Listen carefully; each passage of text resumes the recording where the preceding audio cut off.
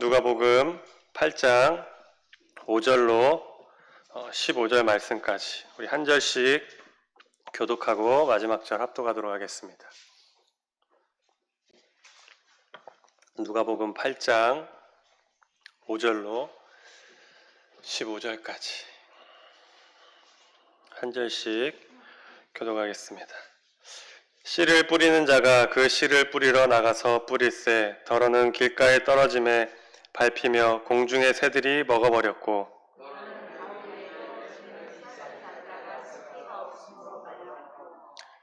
더러는 가시떨기 속에 떨어짐에 가시가 함께 자라서 기운을 막았고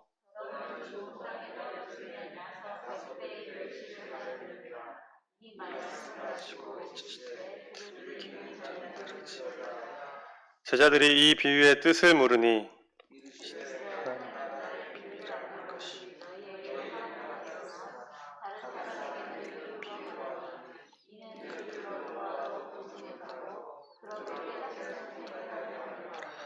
이 비유는 이러하니라. 씨는 하나님의 말씀이요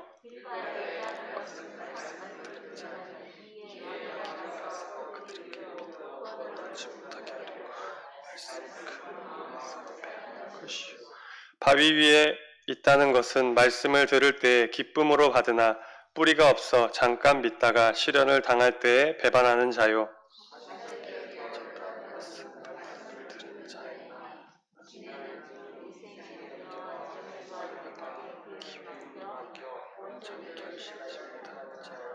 함께 읽겠습니다. 좋은 땅에 있다는 것은 착하고 좋은 마음으로 말씀을 듣고 지키어 인내로 결실하는 자니라. 아멘. 하나님 아버지 감사합니다. 오늘도 이 새벽에 주님 전에 불러주셔서 함께 예배드리게 하시니 아버지 감사합니다. 오늘 이 시간 드려지는 예배 가운데 주님 임하여 주셔서 주님 우리 예배를 기뻐 받아주시고 또 이 시간을 통하여서 하나님께 드리는 귀한 기도의 제목들마다 주님 응답되어지고 주님 그 응답을 통하여서 살아계신 하나님이 나타나는 놀라운 은혜의 새벽이 될 수 있도록 함께하여 주시옵소서. 함께 말씀을 나눕니다. 귀한 말씀 주님 우리가 아멘으로 받게 하시고 새 힘을 얻고 돌아갈 수 있도록 오늘 하루도 주님의 말씀을 붙들고 살아갈 수 있도록 주님 역사하여 주시옵소서. 감사드리며 예수 그리스도의 이름으로 간절히 기도드립니다. 아멘. 할렐루야. 아멘. 평안한 밤 되셨습니까? 오늘 본문은 우리가 잘 아는 네 가지 밭 비유 혹은 씨 뿌리는 자의 비유입니다. 이건 여러 번 들어보셨을 거고 또 많이 접해본 말씀인 것입니다. 씨 뿌리는 자가 씨를 뿌리러 밭에 나가는데 씨가 여러 곳에 떨어지게 됩니다. 5에서 8절에 보면은 이렇게 말씀하고 있습니다. 씨를 뿌리는 자가 그 씨를 뿌리러 나가서 뿌릴새 더러는 길가에 떨어짐에 밟히며 공중의 새들이 먹어버렸고 더러는 바위 위에 떨어짐에 싹이 났다가 습기가 없으므로 말랐고 더러는 가시떨기 속에 떨어짐에 가시가 함께 자라서 기운을 막았고 더러는 좋은 땅에 떨어짐에 나서 100배의 결실을 하였느니라. 오늘 이 씨 뿌린 자의 비유에 대한 내용입니다. 성도 여러분, 씨는 복음, 즉 말씀이고 밭은 우리의 마음입니다. 우리의 마음이 바로 밭입니다. 말씀의 씨가 우리의 마음밭에 이렇게 뿌려졌습니다. 매일 드리는, 오늘과 같이 이렇게 드리는 새벽 예배를 통해서 말씀의 씨앗이 성도님들의 마음밭에 뿌려졌습니다. 수요 예배를 통해서 뿌려집니다. 금요 예배를 통해서 뿌려집니다. 주일 예배를 통해서 또한 뿌려집니다. 그 밖에 여러 집회와 예배와 모임을 통하여서 복음의 말씀의 씨앗이 뿌려집니다. 많은 씨가 우리의 마음밭에 뿌려져 있습니다. 또 앞으로 뿌려질 것입니다. 그렇다면 이제 중요한 것은 무엇일까요? 우리의 마음밭이라는 것입니다. 우리의 마음밭이 이제는 중요합니다. 이 시간 말씀을 나누기에 앞서서 먼저 우리의 마음밭이 어떠한지, 네 가지 밭이 나왔는데 이 네 가지 밭 말고도 여러 가지 또 마음밭이 있을 것 같습니다. 오늘 말씀을 보시고 또 생각하시면서 말씀을 나누기에 앞서 우리의 마음밭, 내 마음밭의 상태가 어떤 상태인지 한번 체크해 보시면은 더 은혜가 될 줄로 믿습니다. 11절부터 보면은 예수님께서 네 가지 밭에 대해서 풀이해 주십니다. 11절에 이 비유는 이러하니라.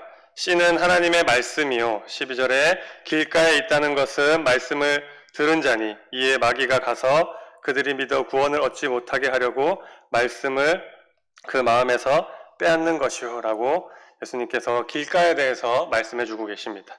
길가란 길을 따라라는 뜻으로 밭과 밭 사이에 있는 길을 얘기합니다. 밭과 밭 사이에 있는 길. 그런데 이 길은 사람들이 너무나 많이 자주 왕래하는 길입니다. 그러다 보니까 길이 폭신폭신하고 말랑말랑한 것이 아니라 딱딱합니다. 비가 와도 그 길이 이렇게 무너지지 않는 길입니다. 딱딱하게 굳어져 있기 때문에 씨앗이 심기거나 뿌려졌을 때 이 씨앗이 들어갈 수가 없는 것입니다. 그리고 뿌리 내릴 수 없는 것입니다. 혹 거기에 이렇게 길 위에 이렇게 뿌리가 조금씩 난다 하더라도 뿌리를 내서 들어갈 수가 없는 것입니다. 너무나 딱딱하고 사람들이 너무나 많이 왔다 갔다 하기 때문에 밟히기 때문에 이러한 마음 상태를 가진 사람들은 마음이 닫혀 있고 복음을 거부하는 자들의 마음을 가리키는 것입니다. 이러한 사람에게는 복음을 전해도 열매를 기대하기가 매우 어렵다는 것입니다.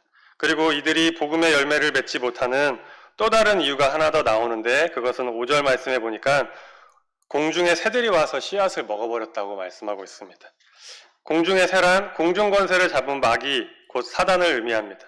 즉 말씀이 전파되어도 씨가 떨어져도 이미 단단하게 굳어있고 사람들이 많이 왔다 갔다 하면서 밟기 때문에 받아들이기 힘들지만 더욱이 사단이 와서 그 씨를 어떻게 하는 것입니까? 가져가 버리는 것입니다. 구원을 얻을까봐, 열매를 맺을까봐 가져가는 것입니다. 빼앗아가고 방해하기 때문에 결실하기 매우 힘든 밭이 바로 길가입니다. 혹시 이런 길가와 같은 분이 안 계신 줄로 믿습니다. 한 분도 없는 줄로 믿습니다. 다음으로는 바위 위입니다. 13절에 보면은 이렇게 말씀합니다. 바위 위에 있다는 것은 말씀을 들을 때 기쁨으로 받으나 뿌리가 없어 잠깐 믿다가 실현을 당할 때 배반하는 자요. 여기서 바위 위는 딱딱한 돌 위를 단순하게 딱딱한 돌 위를 이야기하는 것이 아니라 바위 위에 얕은 흙이 있다는 것입니다. 그래서 씨가 그 얕은 흙 위에 떨어지면은 씨가 심겨지고 싹이 나서 자라난다는 것입니다. 그런데 바위 위에 흙이 덮여 있어서 태양의 열기가 빠르게 전달되니까 빨리 싹을 틔운다고 합니다. 근데 그 흙 밑에는 토양이 안 좋기 때문에 바위이기 때문에 씨는 결국 뿌리를 내리지 못하고 뜨거운 태양볕에 금세 타 죽고 마는 것입니다. 이런 돌밭과 같은 사람들의 특징이 있다면은 중심이 없고 속이 없어서 모양만 있다는 것입니다. 중심이 없고 속이 없어서 모양만 있다는 것입니다. 그래서 주변 상황과 환경에 예민하게 반응합니다. 이리 치우치고 저리 치우치는 것입니다. 물론 다 그런 것은 아니지만 사람들 중에 감수성이나 감각이 아주 뛰어난 사람들이 있습니다. 그런 사람들이 종종 이런 돌밭인 경우들이 있습니다. 다 그렇다는 것은 아닙니다. 감수성과 감각이 좋은 사람들은 말씀을 들을 때 누구보다 빠르게 말씀을 받아들이고 감성이 좋으니까 금방 그 말씀에 깊이 빠져들고 동조합니다. 하지만 그 감수성과 감각이 말씀에만 작용하는 것이 아니라 다른 것에도 작용하는 거예요. 자신의 상황과 환경에도 동일하게 반응하는 것입니다. 시험과 역경이 오면 복음을 온전히 마음속 깊이 받아들이지 못하게 되고 결국 중심이 변하지 못했기 때문에 뿌리를 내릴 수가 없어서 금방 말라 죽는 것입니다. 그러므로 우리는 일시적인 흥분이나 잠시 잠깐 끌어오르는 감정을 진정한 신앙으로 오해해서는 안 된다는 것입니다. 출애굽 당시에 수많은 사람들이 환희와 기쁨으로 출애굽을 하였습니다. 근데 얼마 지나지 않아서 곧 시련과 어려움이 오자 어떻게 하였습니까? 모세를 막 돌을 들어서 쳐 죽이려고 하고 애굽으로 다시 돌아가자고 폭동을 일으키려고 했습니다. 금세 불평불만하면서 다시 애굽으로 돌아가자고. 돌밭과 같은 사람들의 모습입니다. 또한 예수님이 예루살렘에 입성하실 때에도 수많은 사람들이 예수님의 입성을 환영했습니다. 호산나 다윗의 자손이여, 호산나 호산나 외치면서 예수님의 오심을, 예루살렘의 입성을 환영했습니다. 그런데 자신들이 원하던 메시아의 모습이 아님을 알게 되자 그들이 어떻게 합니까? 돌변하게 되어서 폭도가 됩니다. 예수님을 십자가에 못 박아 죽이라고 호산나 외치던 그 사람들의 입술이 변하여져서 십자가에 못 박아 죽이라고 소리치는 모습을 보게 됩니다. 성도님 여러분, 중심이 없고 또 중심의 변화가 없으면 믿음은 언제든지 변하는 헛된 신앙이 되고 마는 것입니다. 여기 혹시 돌박과 같은 분들이 계십니까? 한 분도 없는 줄로 믿습니다. 보통 이 첫 번째와 두 번째 밭은 예수를 믿고 구원받은 사람들 사이에서 잘 나타나지 않습니다. 왜냐하면 이미 그 단계를 뛰어넘었기 때문에 이렇게 조그만 거에 일희일비하고 왔다 갔다 하고 이러한 사람들이 없다라는 것입니다. 그렇다면 가장 많이 나타나는 밭이 무엇일까요? 가장 많이 드러나는 밭. 바로 가시떨기 밭입니다. 14절에 보면은 예수님께서 말씀하십니다. 가시떨기에 떨어졌다는 것은 말씀을 들은 자이나 지내는 중에 이생의 염려와 재물과 향락의 기운이 막혀 온전히 결실하지 못하는 자요. 여기서 가시떨기란 이생의 염려와 재물과 향락이라고 말씀하고 있습니다. 가시떨기가 이생의 염려, 재물과 향락입니다. 그럼 이생의 염려는 무엇인가? 생활에 대한 온갖 근심과 걱정, 그리고 두려움을 뜻하는 것입니다. 우리가 생활하면서 맞이하게 되는 온갖 근심과 걱정, 그리고 두려움들, 이러한 것들입니다. 그리고 재물과 향락은 욕심과 탐심이요 육신의 쾌락을 뜻합니다. 다시 말하면 가시떨기란 세상의 모든 집착을 의미하는 것입니다. 세상의 모든 집착. 이러한 세상의 집착은 열매를 맺지 못하게 할 뿐만 아니라 구원까지도 가로막게 되는 큰 장애물이 되는 것입니다. 그러한 가시가 가득한 곳에 복음이 씨앗이 심긴다면 이생의 염려와 재물과 향락으로 가득 차 있는 가시떨기 속에 복음의 씨앗이 들어간다면 어떻게 아름다운 열매를 맺을 수 있을까요? 쉽지 않다는 것입니다. 이생의 염려와 재물과 향락의 기운에 막혀버리는 것입니다. 더욱이 가시떨기 너머에 계시는 하나님도 보지 못하게 되는 것입니다. 그래서 더 이상 자라나지 못하고 열매 맺지 못하고 그냥 그렇게 사그라들고 마는 것입니다. 베드로가 물 위를 걸어오시는 예수님을 보고 주님 나도요. 주님 나도 예수님처럼 걷고 싶어요 라고 말하자 예수님께서 그래 와봐라 허락하셨습니다. 그래서 물 위를 걷게 됩니다. 전인 미답의 길을 가게 됩니다. 그 누구도 해보지 않았던, 그 누구도 가보지 않았던 엄청난 역사를 행하게 됩니다. 그런데 사납게 몰아치는 바람과 파도로 인해서 그 마음에 두려움이 일어나니까 어떻게 됩니까? 그 즉시로 물에 빠져버리게 됩니다. 눈앞에 보이는 예수님도 보이지 않는 것입니다. 이생의 염려, 근심과 걱정, 두려움의 기운에 눌리면 그렇게 된다라는 것입니다. 예수님도 안 보이고 두려움 속에 벌벌 떨면서 물속으로 빠져가는 것입니다. 또한 세상의 재물과 향락도 마찬가지입니다. 사람이 재물과 쾌락에 빠지게 되면 그것이 곧 우상이 되어서 하나님 섬기는 일에 큰 장애물이 된다는 것입니다. 그래서 예수님께서는 누가복음 18장 24절에서 25절에 보면은 많은 물질 때문에 떠나가는 부자 청년을 보시고 말씀하십니다. 예수께서 그를 보시고 이르시되 재물이 있는 자는 하나님의 나라에 들어가기가 얼마나 어려운지 낙타가 바늘기로 들어가는 것이 부자가 하나님의 나라에 들어가는 것보다 쉬우니라 하시니라 라고 말씀하고 있는 것입니다. 또 사도 바울도 디모데전서 6장 9절에서 10절에 보면은 이렇게 말씀하고 있습니다. 부하려 하는 자들은 시험과 올무와 여러 가지 어리석고 해로운 욕심에 떨어지나니 곧 사람으로 파멸과 멸망에 빠지게 하는 것이라. 돈을 사랑함이 일만 악의 뿌리가 되나니 이것을 탐내는 자들은 미혹을 받아 믿음에서 떠나 많은 근심으로써 자기를 찔렀도다. 재물과 향락이 이렇게 무섭다라는 것입니다. 곡식을 심은 밭에 잡초가 많으면 곡식이 제대로 열매를 맺을 수 없는 것입니다. 마찬가지로 말씀이 심긴 우리의 마음밭에 세상에 대한 염려나 근심, 두려움, 재물과 향락의 가시가 자라나게 되면은 결코 좋은 열매, 풍성한 열매를 제대로 맺을 수가 없는 것입니다.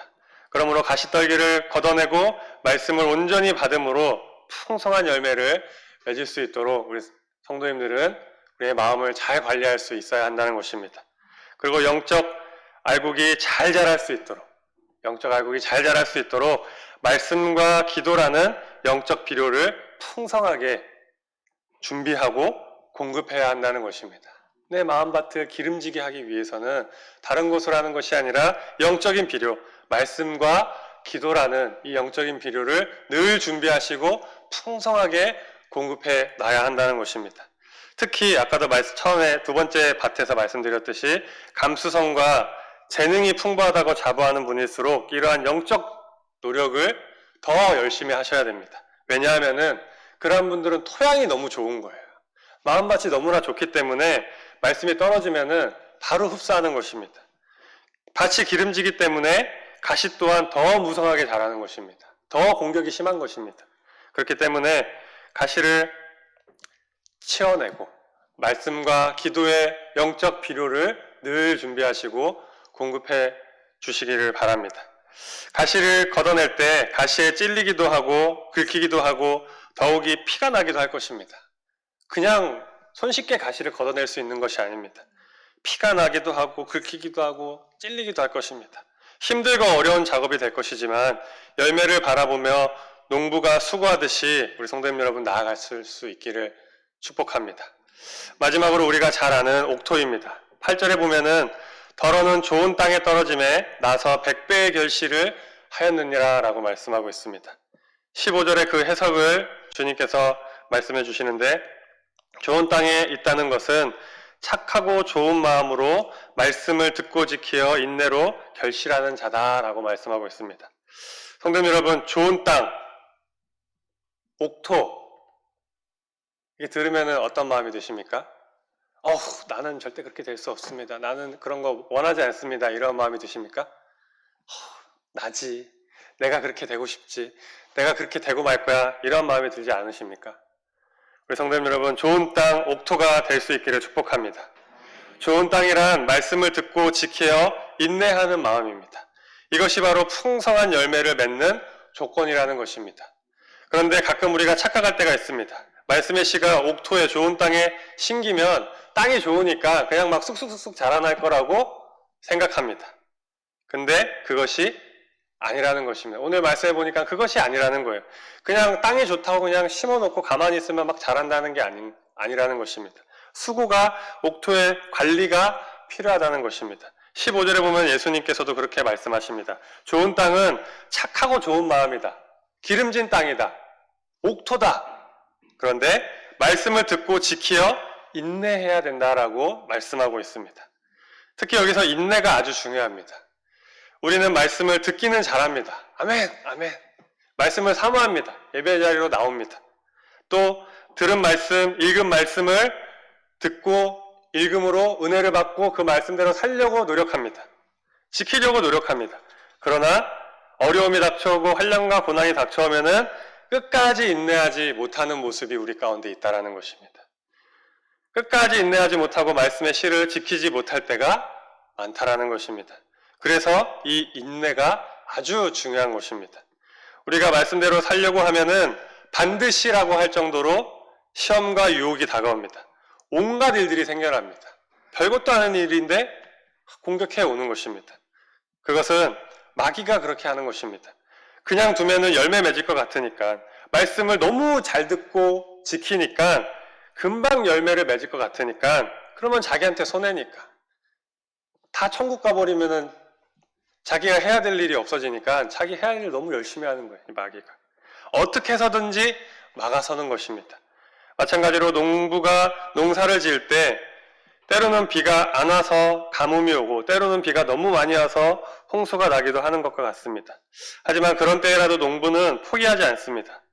왜냐하면은 결실할 열매를 바라보기 때문입니다. 추수 때 거둬들일 풍성한 결실을 바라보면서 그 모든 수고를 인내하는 것입니다. 기분 나쁘다고 때려치고 그러면은 열매를 맺을 수 없는 것입니다. 우리도 신앙생활을 하다 보면은 좋은 때만 있는 것이 아닙니다.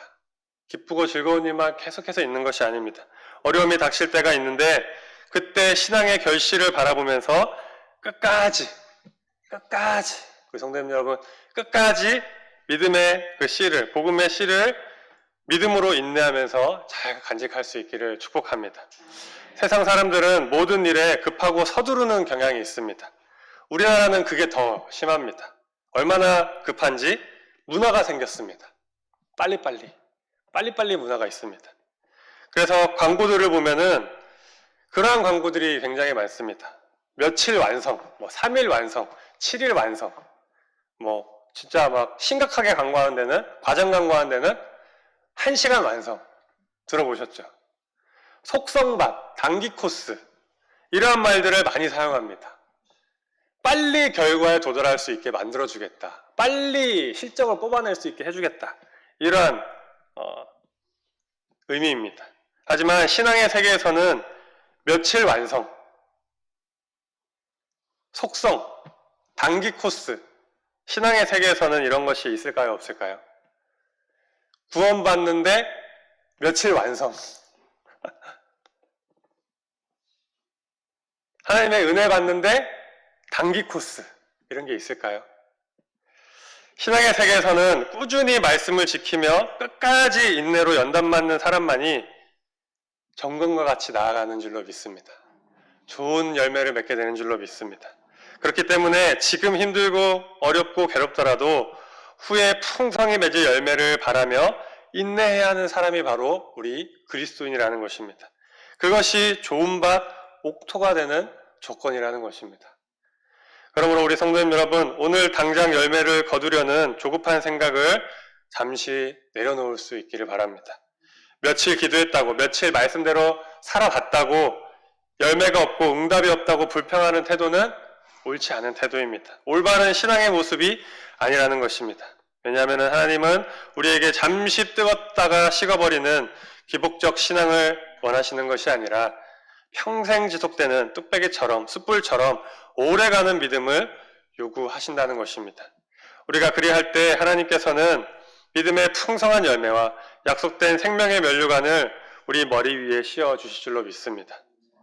끝까지 뚝배기처럼 숯불처럼 끝까지 나아가는 자들에게 약속된 생명의 면류관과 생명의 면류관을 우리에게 씌워주실 것입니다. 말씀을 맺겠습니다. 누구나 옥토가 되고 싶어 합니다.